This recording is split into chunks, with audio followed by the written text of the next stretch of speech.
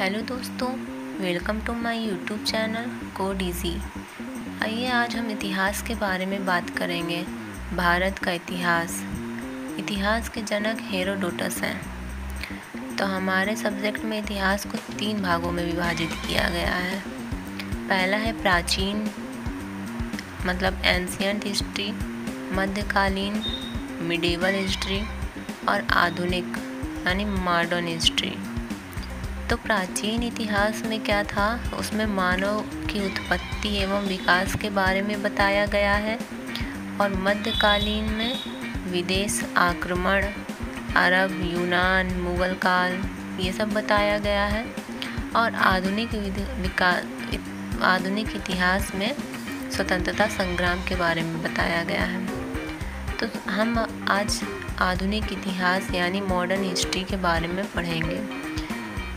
तो चलिए आगे बढ़ते हैं। स्वतंत्रता संग्राम क्या है? स्वतंत्रता प्राप्ति के लिए जो घटनाएं घटी और उनमें जो भी व्यक्ति थे और उनसे जुड़ा व्यक्तित्व ही स्वतंत्रता संग्राम है।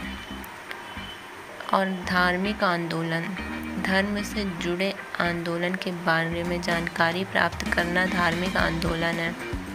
जैसे ब्रह्म समाज, सती प्रथा का अंत, आत्मीय समाज और बाल विवाह, ये सब धार्मिक आंदोलन के अंतर्गत आते हैं। तो शुरू करने से पहले आप वीडियो को लाइक कर लीजिए, सब्सक्राइब कर लीजिए एंड बेल आइकन को ज़रूर प्रेस कर लीजिए। एक समय के बाद जो हमारा समाज था, सोसाइटी थी, इसमें बहुत सारे आडंबर आ गए थे। मतलब इतने आडंबर की मनुष्यों के साथ जानवरों जैसा व्यवहार किया जाने लगा।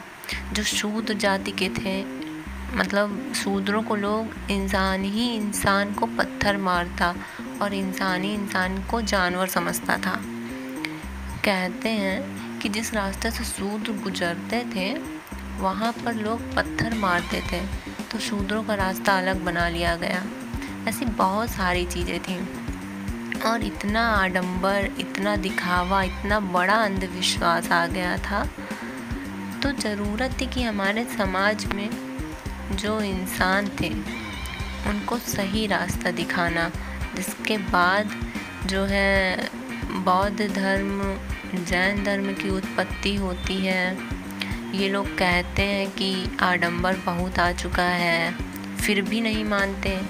कहते हैं ना कि जब दिमाग में कोई एक चीज़ बैठ जाती है तो जल्दी नहीं जाती है ना, तो वह हमेशा चलता रहता है। तो जो है स्वतंत्रता आंदोलन के समय धार्मिक आंदोलन का मतलब ये नहीं कि कोई लड़ाई झगड़ा हुआ। इस काल को पुनर्जागरण काल कहा जाता है।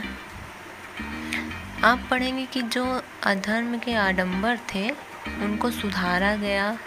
जैसे कुरीतियाँ थी ना, सती प्रथा, बाल विवाह, ये सब को सुधारा गया। और इसमें आप देखेंगे कि ब्रह्म समाज की स्थापना होती है और फिर आत्मीय सभा का शुरुआत होती है। ऐसे ही बहुत सारे धार्मिक आंदोलन भी चलते हैं, राइट ना। तो ये सब हम इसमें पढ़ेंगे स्वतंत्रता संग्राम और धार्मिक आंदोलन में। तो अब आपको तो चीज़ें क्लियर समझ आ गया होगा ना कि क्या चीज़ें आपको पढ़ना है। तो हम लोग जो है पहले स्वतंत्रता संग्राम का सेगमेंट लेकर चलेंगे। तो ये बात यहाँ स्वतंत्रता की होती है, तो हम ये समझेंगे स्वतंत्रता क्यों चाहिए और किससे चाहिए। आपको पता है भारत को स्वतंत्रता क्यों चाहिए थी? तो क्यों चाहिए भारत को? क्योंकि भारत गुलाम है। और किससे स्वतंत्रता चाहिए? अंग्रेज़ों से।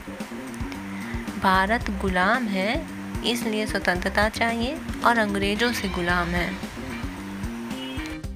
ऐसी ही बहुत सारी चीज़ें हुई, मतलब बहुत सारी कुरीतियाँ हुई जिसके लिए आंदोलन लाए गए और उन आंदोलन से इन सब कुरीतियों को सुधारा गया।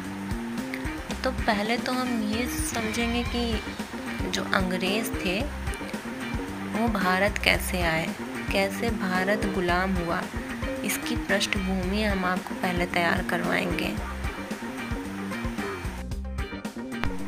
तो आज के लिए बस इतना ही। मिलते हैं अगली वीडियो में। अगली वीडियो में हम आपको बताएंगे कि भारत कैसे गुलाम बना था, किस किस रास्ते से अंग्रेज आए थे और भारत को सबसे पहले किस इलाके पर उन्होंने कब्जा किया था। तो thank you for watching. Channel को लाइक, सब्सक्राइब एंड शेयर करना मत भूलिएगा। Thank you.